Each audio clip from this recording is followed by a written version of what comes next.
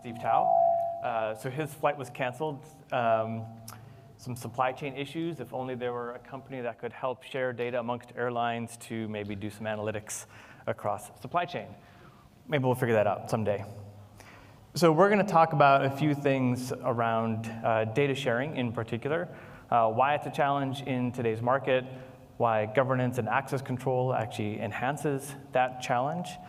We're going to talk through the Delta sharing protocol, the actual ins and outs of what it is, how it works, and then Pumpjack will actually walk through their use case and how they have enabled this fan asset through Immuta's data access control and Databricks Delta Share. We're actually going to go through a demo, and we'll have Q&A at the end. All right, so a few challenges. There are lots and lots of challenges around sharing data in general. These are a few that we broke down to take a look at today. So when you're sharing data, you have to think about the granularity in which you have to share that data. So the challenges around that are your data is your intellectual property. Whether it's data on people, data on things, or data on data, you don't want to just share everything. And so you need to figure out at what granularity you can or even want to share this data. When you collect data on users or things, there are different reasons that you collected that data. You might be through a website or a portal or through some IoT device. And that data, as it's collected, might come with reasons why you're allowed to collect it, why you're allowed to store it, even how you're or why you are allowed to share and use it. And then we need to think about filtering this data for privacy purposes. These are the reasons that your data users trust you and continue to trust you with your data, that you use it responsibly, that you want to protect that data. But then you also want to think about granularity from a billing perspective. A lot of people want to think about, how do I sell my data? How do I segment my data? How do I get it to a granular state where I can sell different bits and pieces of that data? Again, without having to charge for and open up the whole data estate. And then you want to be able to capture who's using what data, think about this from an audit perspective, who's using what data for what purpose, in order to do some analytics about what data is most popular. Are people using data for the reason that it was collected, things like that. And this concept of live data rather than static data. So users don't want day-old data, they don't want week-old data. So the moment that you create a copy of data, it's stale. And so we want to be able to access this data the moment that it's available to users, the moment that it's created. And so we have a challenge around having to make copies of this data traditionally in data sharing methods today. That's just not going to work going forward. And the thing about copies, too, is, so I think about things, we think about things, I'll talk about we in a second, from a data security perspective. And so the more copies of data you have, that again increases your surface area from a privacy perspective and a security perspective. So copies are traditionally bad in the world of security. Now you often will take this multi-party approach. It's not just sharing data with one entity, but you're sharing it with many entities. So the hypothesis is more people coming together to share more data, you get more insights out of it.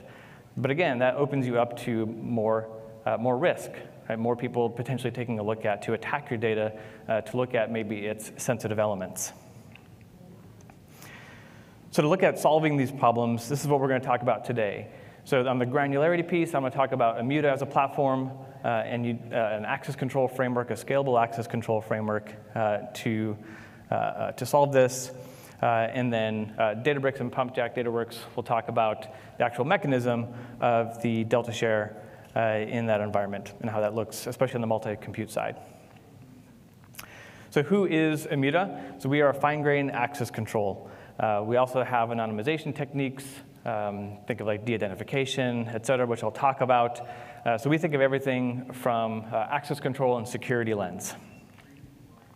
So what do I mean when I say fine-grained access control?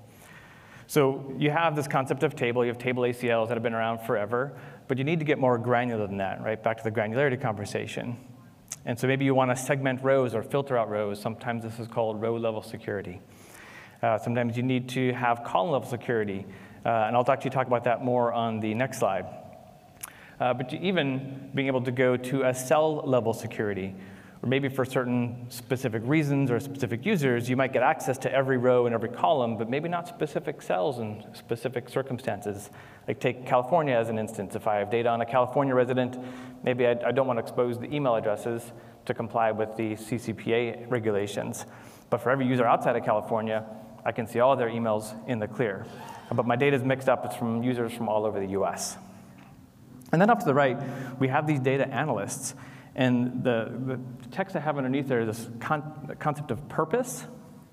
And so purpose-based access control is the idea that the same analyst, the same person, can be using maybe even the same data, but for different reasons. Right, back to that concept of data sharing or data use agreements, having to capture the intent or context of an analyst actually becomes really, really important. So onto that column level security that I spoke about. There are really a number of things that we need to think about in order to take this seriously, and thinking about your customers and your customers' data. Again, because we have regulations that we need to comply with, you have your users' trust that you want to maintain. And so it kind of breaks down into 3 different buckets. This concept of direct identifiers.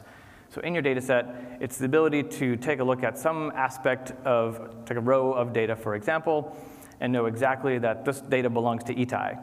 So if I have a data set and I know Itai's phone number, and I can just write a query where phone number equals this phone number, I know the phone number is Itai, even though it doesn't have his name in the data set anywhere, I know everything about that row of data pertains to Itai. And so these are direct identifiers. And there are different ways that you can address the security of direct identifiers. You can just make it null, just completely remove their values from a data set, thereby making it both worthless, but also useless. And so to get more use out of it, maybe you want to do something a little bit more granular, like around hashing or encrypting, where I can still get a unique value for every phone number, but it's not a phone number, or it's not the same phone number. So I can still have some analytical context and do group bys and order bys, et cetera. And then we have the concept of indirect identifiers. Again, the name is fairly self-explanatory, but it's the concept of if there is, let's say, a sparsely populated zip code, and I know someone's birth date and race, I can likely guess that this row of data belongs to them, right? And so we can address these types of privacy concerns through techniques like k-anonymization, where we can suppress essentially infrequently presented data in a data set. So if there aren't at least k number of people in this zip code with this race, then null out those values in the data set, but still keeping everything else in the clear. Then we have sensitive data, which is a subset of indirect identifiers.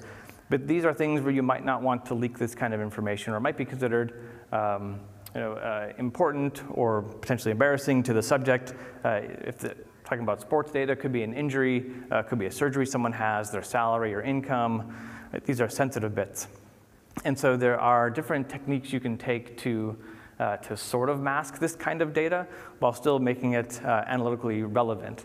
So these are things like randomized response, differential privacy, essentially kind of fuzzing the data, but still allowing different analytical queries like averages, mins, and maxes, and things like that. So you can still ask these aggregate questions and get the right answers, but without being able to drill into individual rows and records of data. All right, so how does Immuta work in the Databricks context? So Immuta, as a platform, is the place where you author these policies. And then these policies, as you author them in Immuta, we orchestrate them into Databricks. And so Databricks is actually, we're just orchestrating Databricks native policies here. And so the user, when they query the data, however they're coming at the data in a notebook via a share, by Databricks SQL, doesn't really matter, they're only going to see the data that pertains to them based on the policies. And so policy authoring in Immuta, again, we want it to be easy, we want it to be scalable, and so we have these, we call them policies in plain English, or explainable policies. So rather than writing policies, access policies, security policies in code by grant statements and views and things like that, we want to write them in a scalable, explainable way. And so you can see, it might be a little bit difficult to read on the slide here, but what this policy is saying is, if I have a data set that has location information by country, but we have these user attributes, so you want to define user attributes outside of policies. So users might have one or more countries they're authorized to see, and I'm going to tag all the columns that have country location in them. And so I'm going to automatically filter data by country, by every user's authorized country list, and that could be different for each user. You could have 1 country, you could have 20 countries.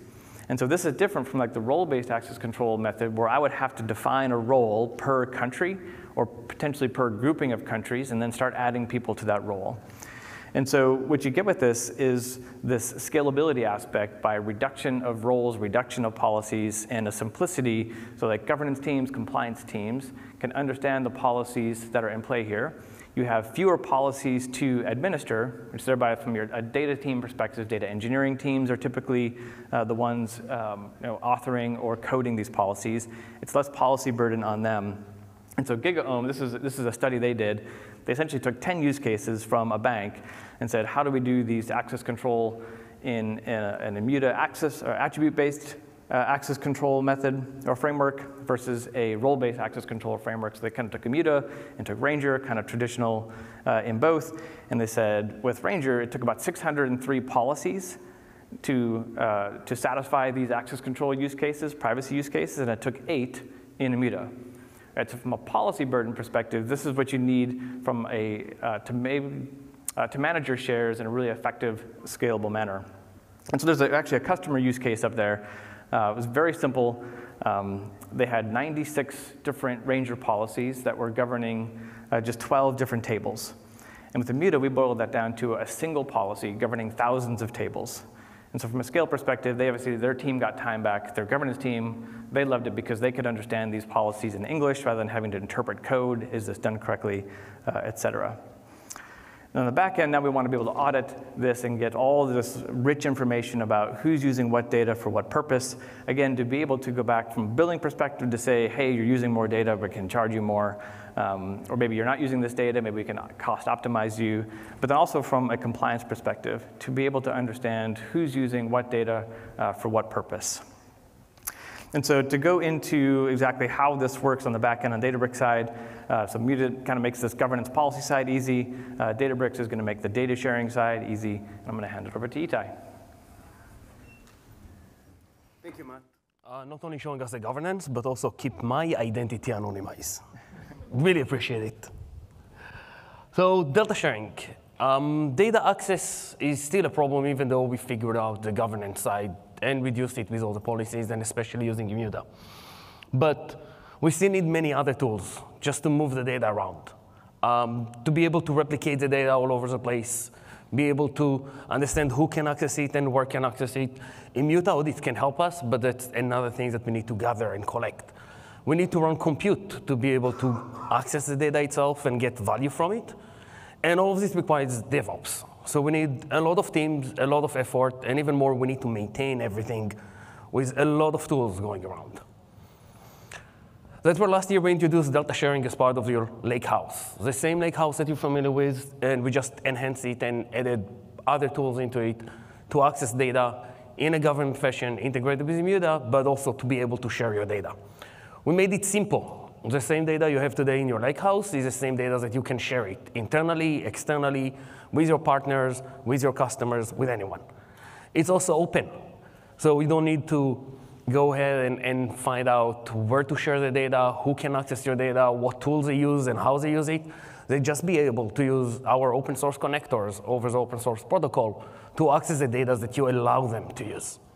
And it's also multi-cloud. No more isolation, access the data from anywhere. Other clouds, other regions, on-premise, even the laptop. Yes, the same anonymized data accessed from the laptop. And all of it is secured. We're leveraging security protocols to make sure that only authorized, authenticated customers can access the data that you share with them. They'll get temporary access to it, and they'll be able to use it just in time.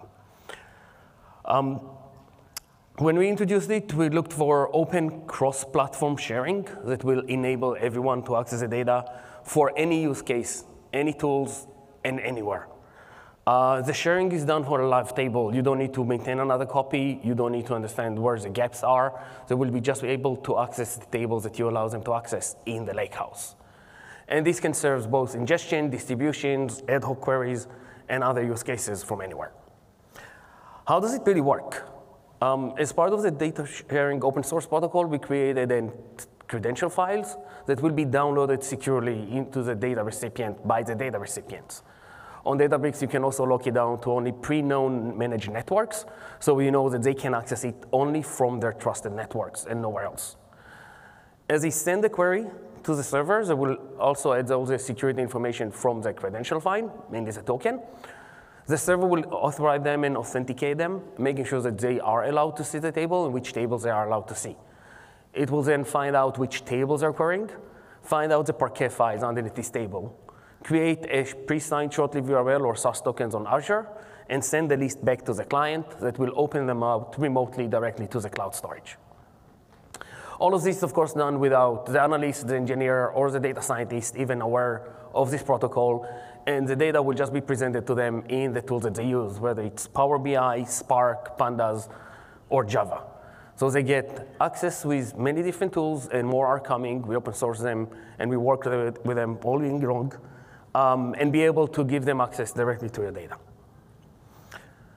So sharing is easy now, right? You get read-only access, which is always secured across multiple clouds or multiple regions. Everything is being audited. As a provider, you'll be able to know exactly who, when, and which version of the data they accessed. And everything can be, and on the managed version on Databricks, we made it even easier. We're using tokenless environment, so there's no need to create token, manage token, expire it, or ask them to change a token when they need to. It's done tokenless, and you create connection between your Metastore and their Metastore. And it's also give you the verification that this is a known source and target. Both parties know exactly who shares the data with them, and it cannot be changed, and who granted them access to the data, and again, cannot be changed. Corey from Pumpjack Dataworks will show us soon how they're using both managed and standard sharing between the tokenless managed version for the secure data that allows them to use trusted compute and know that this is only the private data coming up to them, and the open data standard protocol when they can use it and leverage the anonymized data done by Immuta to all the different recipients that they need. So, Corey?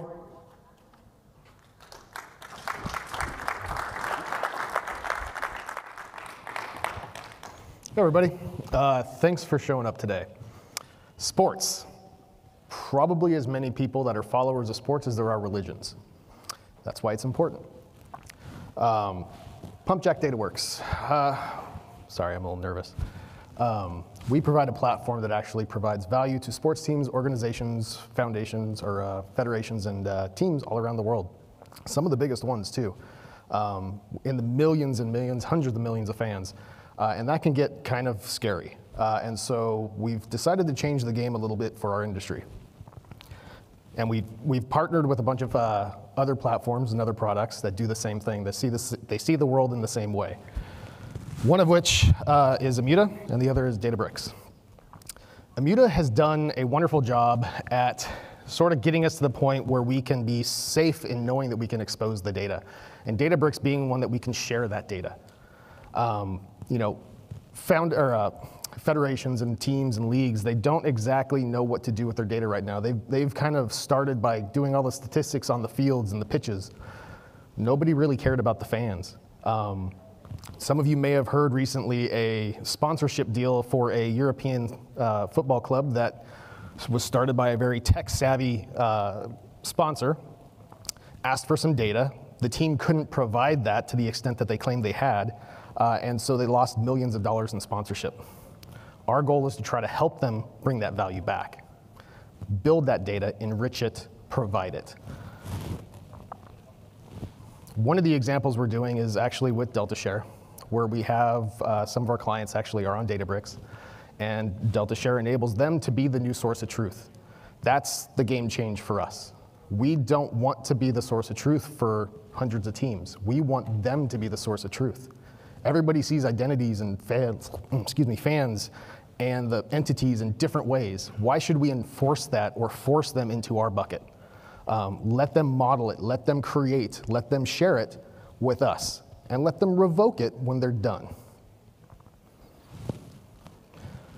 So here we're using Databricks with a managed protocol, which means that we are the trusted broker of this data. It means that Inter-Miami, for example, fully trusts us to represent them and their fans to the highest degree. That's going out to clean rooms, to marketplaces, sponsorship goals, being able to show their value to any external entity. We do that through the managed protocol. We are the trusted person. We provide the access. And that's just with our tool. Going further, we also say, just like Itai said, we don't care what cloud you're in. We try to make sure that the Databricks Delta Share protocol works perfectly across all the clouds, and it does for us. We have a client in Azure right now, and their data is connected beautifully. It works seamless. It's just a table that our data scientists can use to access and pull reports on. And so what does that mean entirely? Well, you've got managed protocol and unmanaged protocol. Well, the unmanaged means that you don't trust somebody, and you need to protect it. And that's where Immuta really comes in strong. That's where they come in swinging. So being able to actually provide out access to pandas, being able to provide out access to the clean rooms and everything else, that's going through compute that we have to be able to put controls on. And so that's where Immuta being able to be running on those compute resources, putting those policies in place, ensuring that the access is only done with the data that they get access to, determined by the owner of that data, that rights holder. That is key. Because once Grandma's PII gets out there, she's going to be a little irritated. The big thing for me, and this is me getting on a soapbox, people in boxes. Nobody here, I'm sure, wants to be put in a box. Nobody likes to be categorized. You are people. Why don't we treat permissions as that? Where are you? What do you do? How do you do it?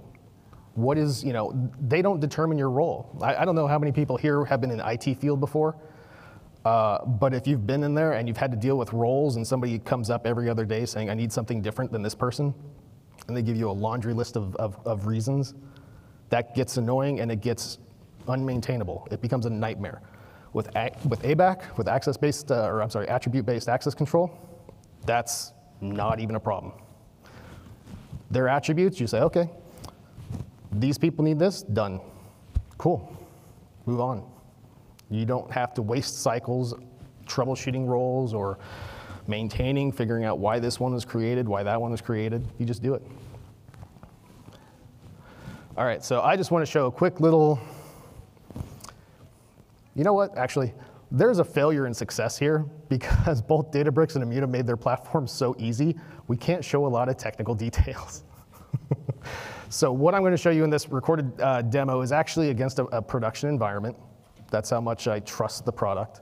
There's a little career suicide at the end where we just actually run a select star, and you'll see some of the results. So just one second here.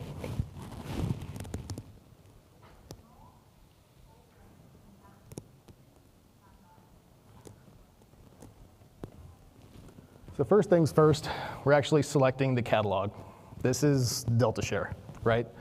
There's not a whole lot for us to do. I'm going to run a count on this table. I'm going to see actually how many distinct email addresses we actually have in here. Just showing these as tables. Like I said, this is not really a whole lot of technical stuff. I think everybody here knows how SQL works. But we're going to add a column, or we're going to add a record into it. We're going to redo the count, show that it's there. I'm going to flip over to the other side once this is done and show you from the recipient side, which is Pumpjack Dataworks. And now this is actually survey data from Inter-Miami. So this is where they've gone out to a parking lot event and had a signing from one of their star players, and everybody showed up, and maybe they gave an email address and some contact info. That's their source of truth. Us at Pumpjack, on the other hand, we might have the behavioral data. We're going to have maybe some of the ticketing, some of the merchandise data. They want to bring all of that together into one. Now that's multiple data sources, that's multiple sources of truth, but it's one outcome. You want to show how many fans you have and the data that you have on those fans. And so you see here now we're up at 669.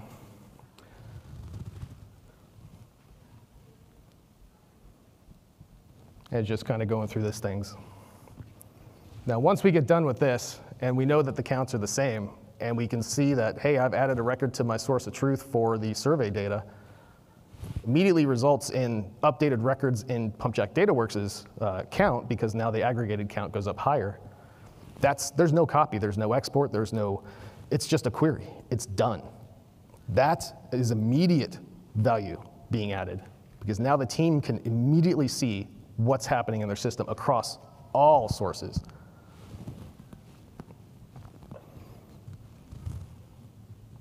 I feel like I talked really fast.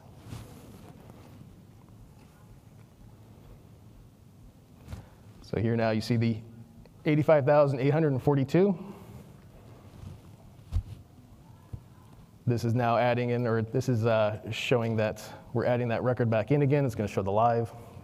I feel like I recorded this and it went way faster.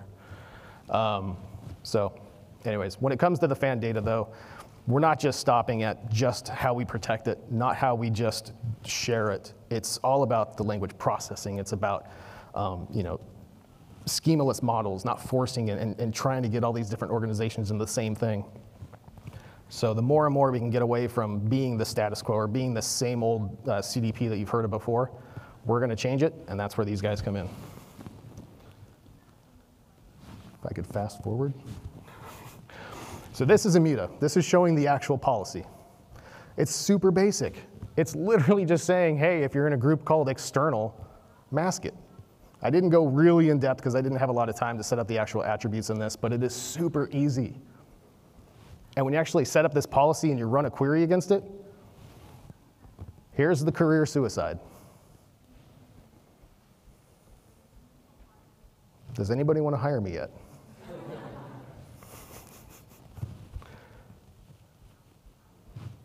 I don't think I'm seeing anything private, are you? It's pretty impressive. Live production database on a stage showing you the data that I trusted was going to be shown, knowing that the external user that is accessing this on the behalf of the sponsor, whether it's through a clean room with a notebook or just through a whitelisted query, they don't get the data they don't have access to. Super important, because that's where businesses go under. That's where people lose their privacy, everything else.